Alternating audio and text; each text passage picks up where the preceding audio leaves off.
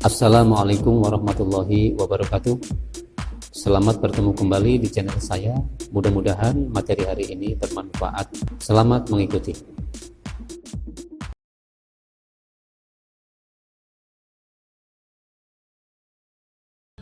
Baik, sekarang kita lihat di sini ada 4 permen rasa durian. Di sini ada 3 rasa mangga, diambil 2 butir permen secara acak. Peluang terambil 2 permen rasa stroberi. Dalam pikiran kita akan mencari kejadian yang ini ya. Kalau begitu, yang permen rasa stroberi ini sebagai A, sebagai kejadian yang ini. Tapi dari kotak yang rasa durian dengan permen rasa mangga, adakah yang rasa stroberi? Kan berarti tidak ada. Kalau begitu, di sini dikatakan bahwa Na-nya itu bernilai 0. Sehingga PA-nya akan menjadi, yang PA-nya itu peluang kejadian A, Na-nya 0 per NS. Nah, di mana NS-nya itu mengambil 2 butir dari 7 butir, yaitu 7C2. Tapi kalau di sini sudah 0, pembilangnya pasti ini nilainya adalah 0 ya. Oleh karena itu jawabannya adalah yang A, yang ini. Sebab kita ingat bahwa untuk peluang itu mempunyai rentang ya, mempunyai rentang bahwa paling kecil itu 0 dan paling besar adalah 1. Jadi terambilnya stroberi tidak mungkin, itu namanya peluangnya sama dengan 0. Jadi ini tanda yang pas sama dengan, dan yang pas sama dengan 1, misalkan diambil 7 butir permen, peluang terambilnya 7 butir permen dengan rasa durian dan mangga, nah itu pasti terambil semua. Jadi itu namanya kepastian yang peluangnya bernilai 1. Sekarang ada sebuah dadu bermata 6, dilantunkan 1 kali. Pertanyaan, banyaknya kejadian. Banyaknya berarti dalam pikiran kita harus ada bilangan n kecil untuk menunjukkan bilangan kardinal. Banyaknya kejadian, nah kejadian itu dalam sebuah peluang simbolnya itu A di sini ya. Kalau begitu kita akan mencari yang ini saja ya. Jadi mencari berapa nilai dari NA yang ini. Nah, sekarang kejadiannya kejadian muncul bilangan ganjil. Ketika kita melemparkan sebuah dadu bermata 6 1 kali, itu munculnya itu bisa 1, bisa 2, bisa 3, bisa 4, bisa 5, bisa 6. Nah, ini semuanya adalah titik sampel. Kalau dihimpun menjadi himpunan ruang sampel, banyaknya adalah NS ya. Jadi NS-nya ada 6. Sekarang kalau kita lihat pertanyaannya ini terkait dengan bilangan ganjil 1, 2, 3. Atau sebutlah kalau himpunan A-nya itu nilainya adalah, anggotanya adalah 1, 3, dan 5. Nah, di sini akan ditentukan yaitu yang namanya NA, yaitu banyaknya kejadian muncul bilangan ganjil. Kalau begitu nilainya itu adalah 3. Jadi kalau begitu adalah yang ini ya. Sedangkan jawaban yang ini itu untuk pengacau. Oh, ini ada 135. Mungkin ada yang memilih A ya. Seharusnya adalah yang B, karena pertanyaannya adalah banyaknya kejadian muncul bilangan ganjil. Jadi banyaknya itu ciri-cirinya ada huruf N kecil. Sebuah dadu bermata 6, dilantunkan 1 kali. Nah, pertanyaan sekarang adalah peluang kejadian. Kalau peluang berarti yang ditanyakan adalah simbol dari P yang ini ya. Dimana ketika muncul semuanya itu namanya himpunan ruang sampel, itu berarti semua yang mungkin. 1, 2, 3, 4, 5, 6. Nah, dari sini akan diperoleh yang namanya NS yang ini ya, NS, yaitu banyaknya anggota himpunan S. Berarti kita memiliki nilai NS itu dihitung ada 6 anggota. Jadi ini NS-nya adalah 6. Nah, sekarang untuk yang kejadiannya, kejadian muncul bilangan ganjil yang ini. Berarti dari NS ini yang ganjil itu 1, 3, dan 5. Nah, ini himpunannya misalkan himpunan A, berarti anggotanya 1, 3, 5. Dari sini ada simbol untuk NA, yaitu N dari A, banyaknya anggota himpunan A dihitung 1, 2, 3, jadi ketemunya adalah 3. Kalau pertanyaan tentang peluang kejadian muncul A, berarti simbolnya adalah PA. Jadi peluang kejadian muncul A adalah NA per NS. Nah yang ini, dimana NA-nya yang ini 3 akan dibagi dengan yang ini, NS-nya adalah 6. Jadi 3/6 atau bernilai setengah. Jadi jawabannya adalah yang C, yang ini. Untuk soal berikutnya, banyaknya ruang sampel. Kasusnya 3 koin dilantunkan atau dilempar ke atas, jatuh ke bawah 1 kali. Jadi ketika koin itu dilempar seperti ini, pasti berjejer seperti ini. Jadi kemungkinan bisa misalnya nih, yang koin pertama angka, yang ini gambar, yang ini gambar misalkan. Jadi bisa AGG, bisa kemungkinan yang ini angka, jadi AAG dan sebagainya. Nah kemungkinan kalau 3 koin dilantunkan bersama itu kira-kira begini. Jadi koin yang satu itu bisa A, bisa G ya, angka gambar. Kemudian yang kedua bisa angka dengan gambar, dan itu akan berpasangan juga dengan gambar di koin pertama seperti ini. Ini bisa angka, ini bisa gambar.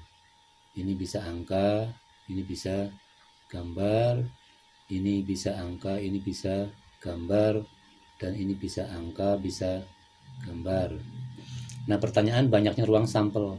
Jadi ketika kita melihat seperti ini misalkan ya, ini A kemudian A, yaitu menjadi muncul A dengan A, ini namanya titik sampel. Nah ada berapa titik sampel, itu namanya ruang sampel. Jadi pertama itu, yang kedua bisa A bisa G.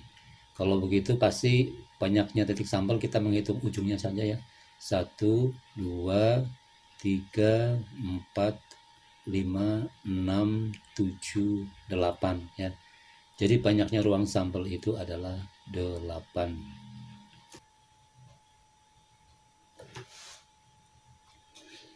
Tadi di soal sebelumnya untuk pelantunan 3 buah koin kita sudah punya seperti ini. Ini kalau kita lihat komposisinya bisa A, A. Kemudian yang ini bisa A, G. Kalau ini A, G, A. Yang ini A, G, G. Kemudian yang ini G, A. Yang ini G, A, G. Berikutnya G, G, A. Dan yang terakhir adalah G, G, G. Nah ini masing-masing disebutnya adalah titik sampel. Sehingga dari sini kita akan melihat angka 8 itu adalah merupakan banyaknya ruang sampel atau NS yang ini ya, atau yang ini. Kemudian pertanyaan untuk kejadiannya adalah peluang munculnya 2 gambar atau 2G. Kalau begitu kita akan melihat yang ada 2G itu yang ini nih. Ini G-nya ada 2 ya. 2. Kemudian ada lagi yang ini GAG, yang ini G-nya ada 2. Terus yang GGA juga G-nya ada 2. Selain itu tidak ada. Ini G-nya 3, ini G-nya 1, 1, 1, tidak ada. Oleh karena itu yang G-nya 2 itu hanya ada 1, 2, 3. Sehingga dengan demikian kejadian A itu adalah munculnya 2 gambar, berarti N dari A-nya adalah 1, 2, 3. Ini adalah 3. Sehingga untuk masuk ke perhitungan peluang muncul 2 gambar, simbolnya seperti ini, yaitu NA per NS, di mana NA-nya adalah 3 yang ini, dan NS-nya adalah tadi sudah dihitung, yaitu sama dengan 8. Jadi nilainya adalah 3/8 ya. Jadi jawabannya adalah yang B, 3/8.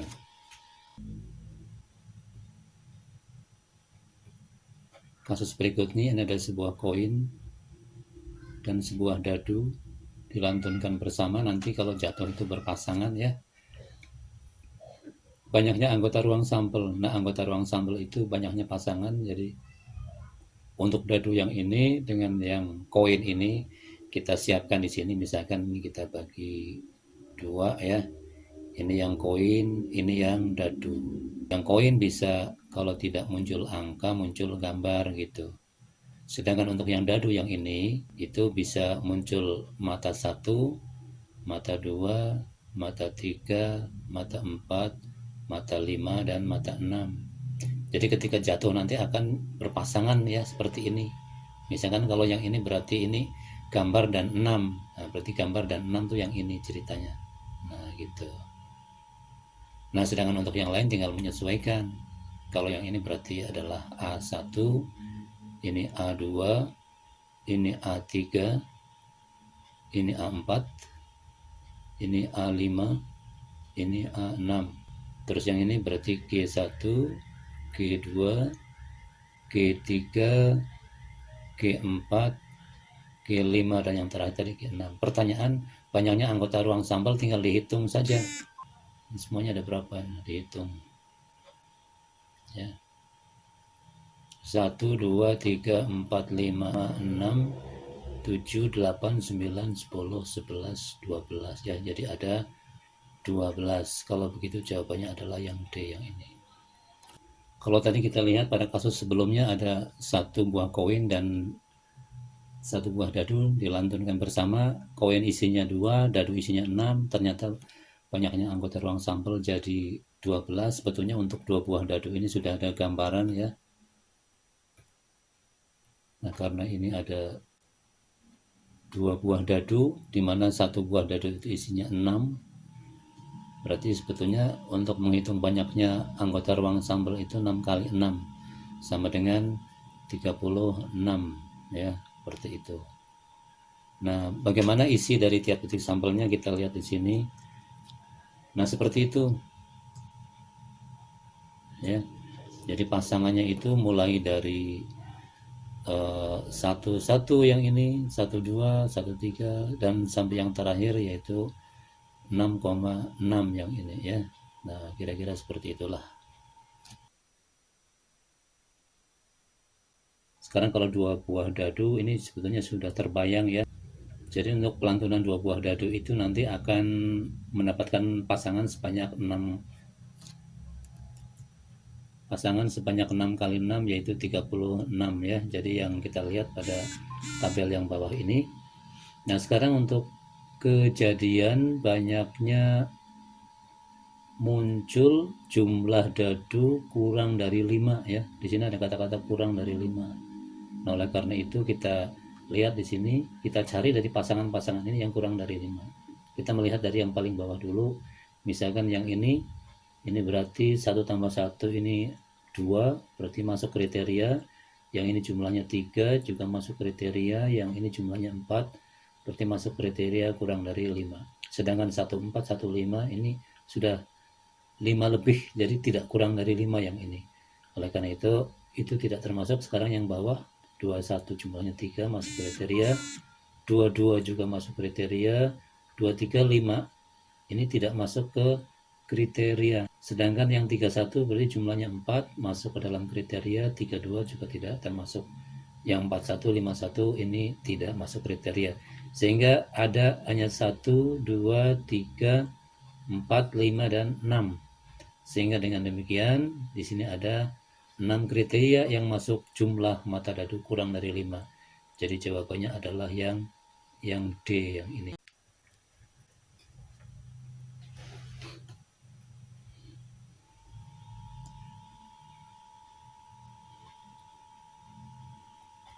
Peluang kejadian, peluang, ini ada kata-kata peluang. Berarti di sini ada unsur P nanti di sini harus kita libatkan. Ada kejadian muncul jumlah mata dadu kurang dari peluang kejadian muncul jumlah mata dadu kurang dari 5 ya. tadi sudah dibahas di nomor sebelumnya, berarti yang kurang dari 5 tadi ini, ini,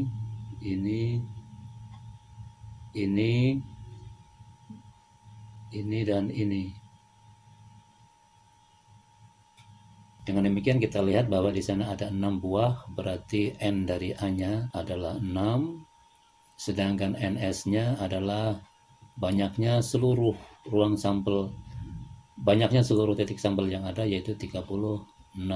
Oleh karena itu, peluang kejadian muncul jumlah mata dadu yang kurang dari 5 adalah 6/36, atau kalau kita ringkas menjadi 1/6, yaitu yang ini. Sebuah kantong berisi bola akan diambil 2 bola secara acak.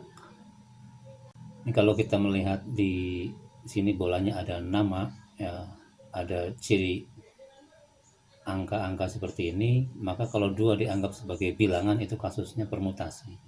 Akan tetapi di sini hanya mengambil bola secara acak. Ditanyakan berapa banyaknya titik sampel.